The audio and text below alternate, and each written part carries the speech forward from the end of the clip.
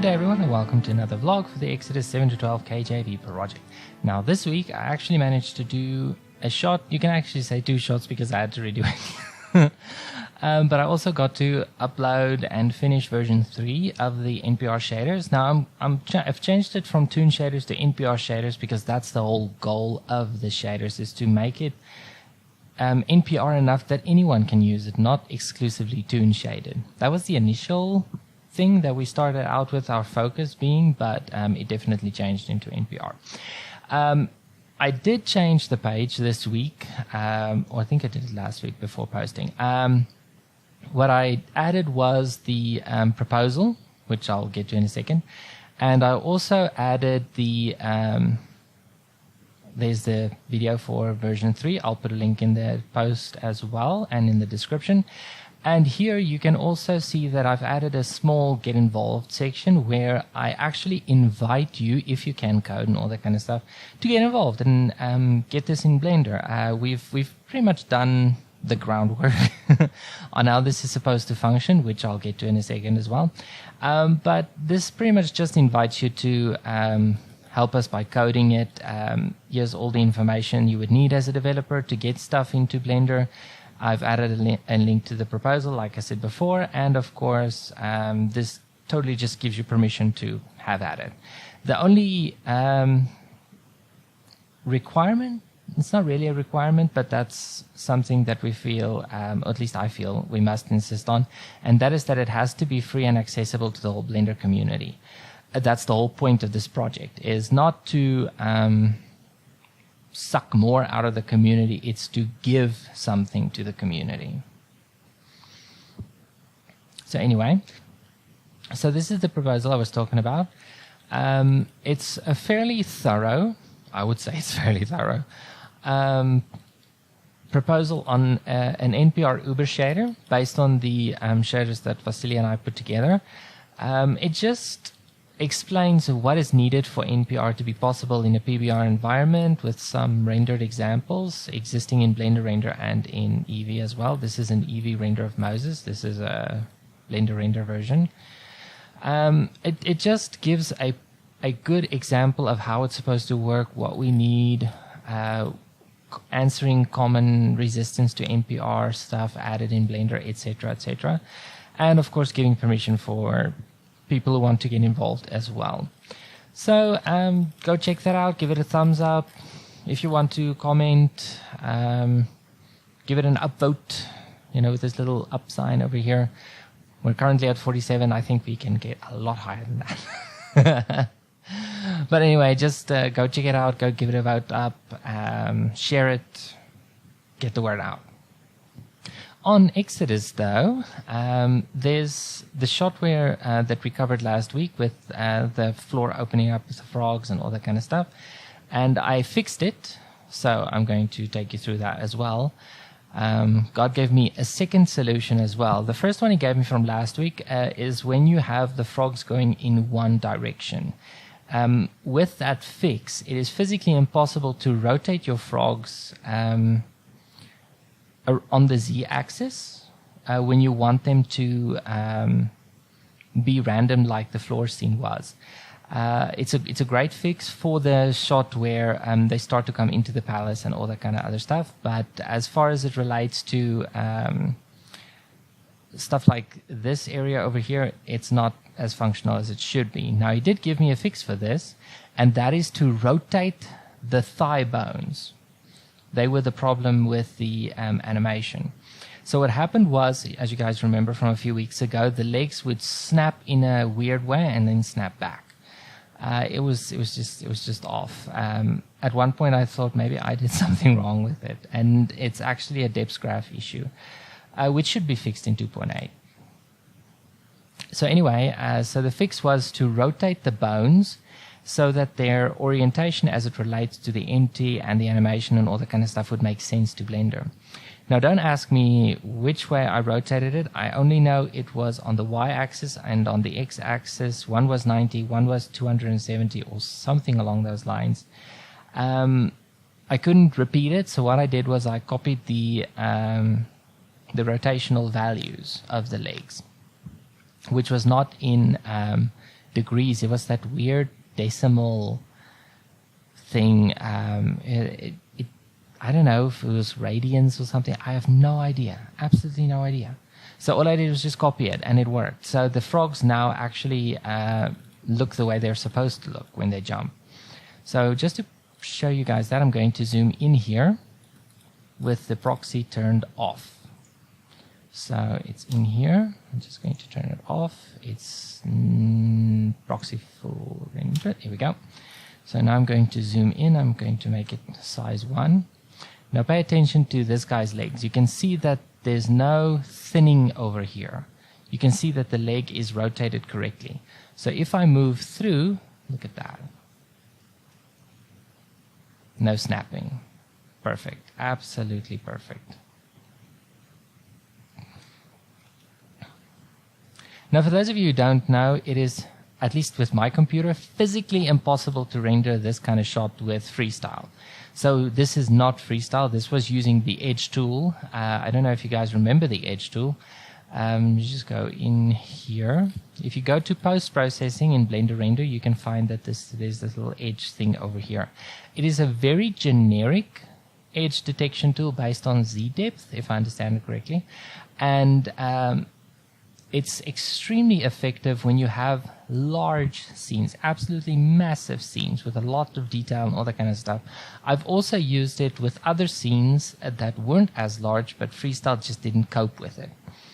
Let me just go get you an example. I'm just going to turn the proxy back on.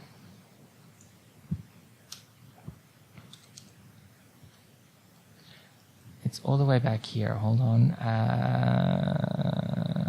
It's just before he strikes the water. So it's this shot right here. This shot also uses the Edge tool. You can see it specifically around his eyes. So I'm going to find a good shot with his eyes. I just want to see if it transitions. Yes, it does. So I'm going to go back one. There. Now I'm going to turn the proxy off again. I have no idea why I clicked no display. So you can see there. You can see that there are issues with the Edge tool, but quite frankly, I don't care because it's the only way I had to get the lines in on Moses and it still looked good. If I tried, for example, to go for a Sobel approach, I would have gotten the lines with the clothes as well, but I also would have gotten lines in here with the beard because it looks for contrast. The stronger the contrast is, the more you get outlines. So next time I need lines, I'll probably go for an object index on the outfit and all that kind of stuff, and just see if I can't get some extra lines going here just to get a little bit more consistent of a look. This one over here, I just want to get that shot where he speaks to Aaron. It's just after the magicians did their thing. Then he turns around and he speaks to Aaron there. This one was also done with edge. You can see that there's almost no edge on the eyes, no edge. There's some edge on the clothing, that sort of thing. This was also Edge tool. It's an extremely useful tool when you have scenes that are just not practical. Seriously. So the frogs are fixed, obviously. And this is the following shot. Let me just get rid of that and go home. So this is the shot for this week. So Pharaoh listens and Moses tells him about the frogs coming, and then he's all sarcastic and, oh, I'm so scared. And then he goes like, I'm not listening to you. Now, scripture doesn't specifically say what he did here, which is why I couldn't add any dialogue. All we know is that he obviously didn't listen because Moses told Aaron to stretch out his hand and bring forth frogs.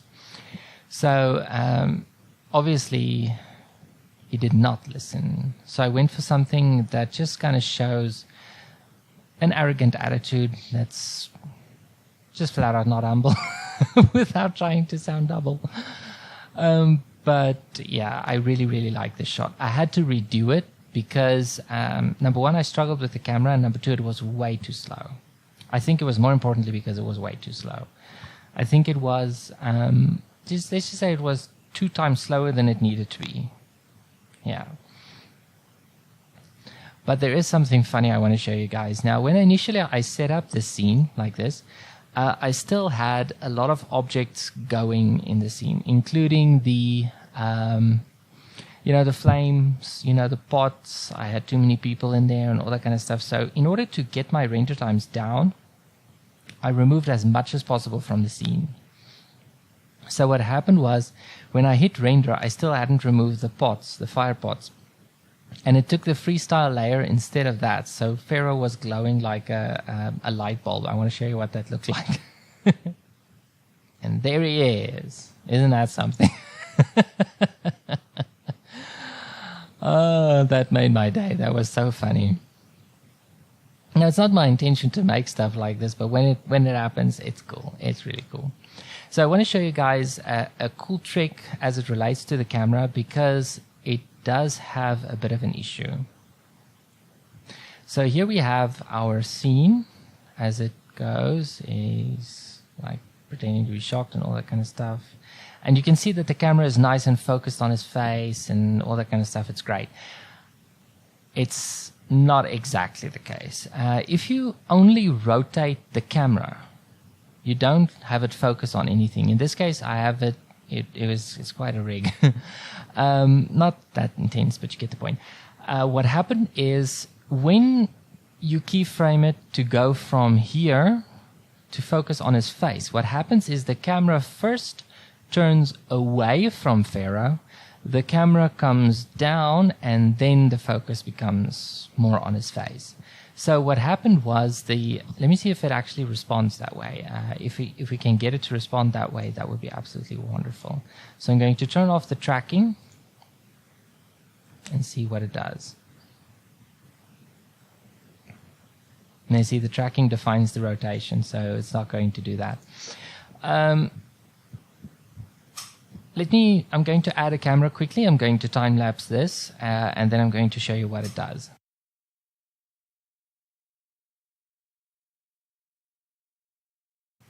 Okay, so this is what it does. So there's that slide, and then boom. See, what happens is it turns away first, then it comes down, and you see his face. That is not acceptable.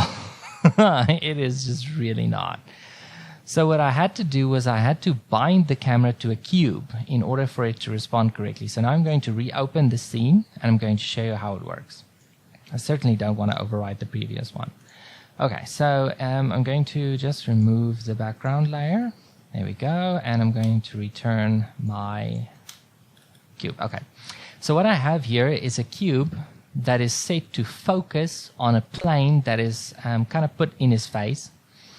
Let me just get the plane. Is it set to? No, it's not. You should be able to see it in front of his face as a little bit of a wire thing. Yeah, here it is.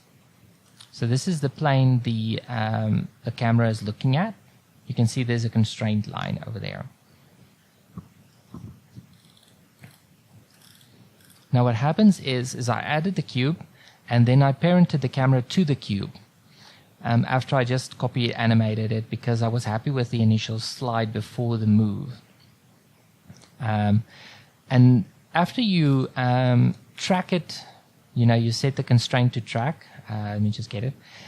What happens is the rotation of the camera changes by at least 90 degrees in one axis, minimum.